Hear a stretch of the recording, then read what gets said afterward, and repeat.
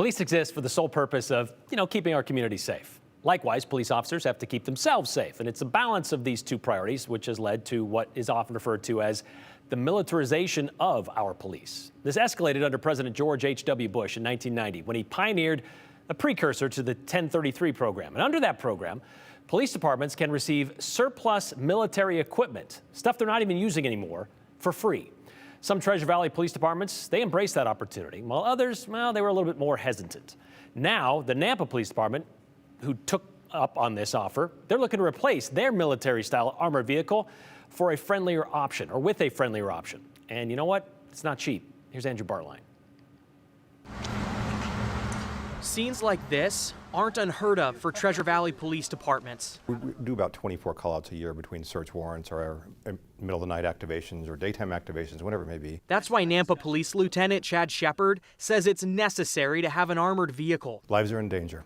If we have a scenario where we have to respond to protect the community in any fashion, the armored vehicle goes with us. This one's specifically called an MRAP, a mine-resistant, ambush-protected vehicle. Nampa PD's had theirs since 2013. The MRAP, like I say, was just a stopgap because we couldn't afford anything else in the city. That's because this was free, granted by the federal government as a military surplus. There was a lot of community support, and then there was people who in the community who did not appreciate the vehicle being here. The reality of it is our officers needed some sort of protection.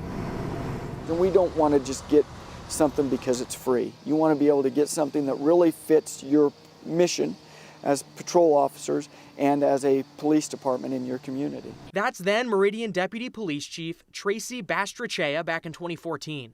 When departments, including Caldwell and Nampa, brought in MRAPs, Meridian pushed them away. We knew it immediately what we wanted our image to be to our community and what type of equipment we wanted to utilize. A combination of image and functionality is now telling Nampa Police it's time for change. It's not the most friendly vehicle. It's not cheap to replace either. Lieutenant Shepard says the solution is a Lenco Bearcat, the same vehicle used by Boise Police and the Ada County Sheriff's Office. This costs roughly $377,000. And they remain resident in our fund balance and available for use one time. During Tuesday's City Council meeting, Lieutenant Shepard asked the city to buy a Bearcat with surplus funds. Partly because of underspent capital on other vehicles and partly because of some reduced labor and operating costs, but we ended up with more than sufficient funds to cover this Bearcat. The Nampa City Council unanimously approved the request.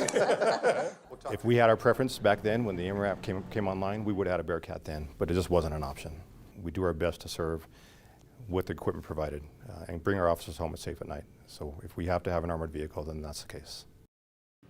Lieutenant Shepard says the Bearcat is narrowly tailored toward their goals, specifically as police. It is armored in its shell, and it has more room inside to protect anyone who maybe is hurt at a scene or do whatever it is they need to tactic-wise, maybe perhaps in a SWAT situation.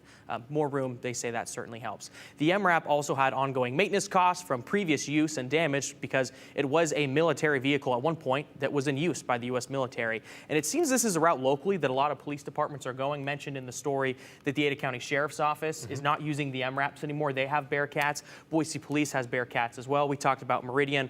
Well, their SWAT is through the Ada County Sheriff's Office. So it seems that this Bearcat seems to be a more common option. And is it based on functionality, or is it really because of, well, I guess how it's perceived? I believe it's part of it. You know, you saw Tracy Bastrachea saying back in 2014, certainly his hesitancy is because of the perception of it. But moreover, it is bigger inside. There is more they can do with it for their needs specifically. And like the heavy armored stuff that the military might be using, certainly no function to local police departments. And that's not even in use either, to be clear. They couldn't do that if they wanted to, but it fits their needs more narrowly tailored. Really quickly, why couldn't they sell it? I mean, that could be a fun, backwoods kind of ride. I don't know the exact reason, maybe part of the program, but they said in that city council meeting they can't sell it. So that just wasn't an option. All right. Thanks, Andrew.